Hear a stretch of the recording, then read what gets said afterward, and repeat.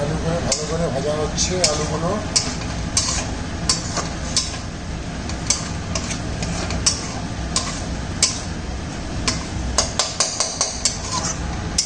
ভালো করে ভাজা হচ্ছে, হয়ে গেল। এবার জল দিয়ে দেবো, মধ্যে জল দিয়ে দিয়েছি।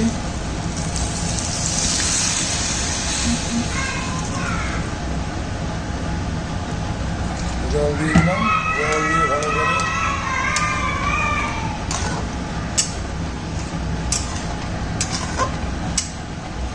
একটু জল দিয়ে দিই, সিদ্ধ হবে না ওটা। দিয়ে দিলাম একটু জল, সিদ্ধ হোক। জল দিয়ে দিলাম, জল দিয়ে গ্যাসের আঁচটা বাড়িয়ে দিলাম। এই ঝোলটা হচ্ছে, এবার চিংড়ি মাছগুলো দিয়ে দেবো এর মধ্যে। চিংড়ি মাছগুলো দিয়ে দেবো। চিংড়ি মাছগুলো দিয়ে কিন্তু বেশিক্ষণ রাখা যাবে না, বেশিক্ষণ রাখা যাবে না। চিংড়ি মাছগুলো দিয়ে বেশিক্ষণ রাখা যাবে না, তখন চিংড়ি মাছগুলো ঢেকে যাবে। কিছুক্ষণ দিয়ে নামিয়ে নিতে হবে। আসলে আমাকে ধনিয়া পাতা নেই, ধনিয়া দিলে আরও ভালো লাগতো ফ্লেভারটা। নেই যখন তো কী করবো, সামান্য হেবে রেখে দিয়ে একটুক্ষণ ফুটিয়ে নামিয়ে দিতে হবে চিংড়ি মাছগুলো দিয়ে।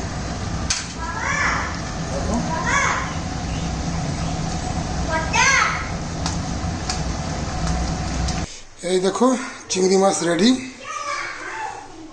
আলু দিয়ে চিংড়ি কেমন হয়েছে জানি না, সবাই কমেন্টস করো ভালো কেমন হয়েছে। ফার্স্ট বানালাম, জানি না কেমন হবে, বাট কালারটা তো ভালোই লাগছে। কিছু কালো শস্য, সাদা শস্য, কাজু বাদাম, আদা রসুন, পেঁয়াজ লঙ্কা, সামান্য হলুদ, কাশ্মীরি গোড়া, লবণ আর হচ্ছে টমেটো, এই দিয়েই তৈরি রেসিপি।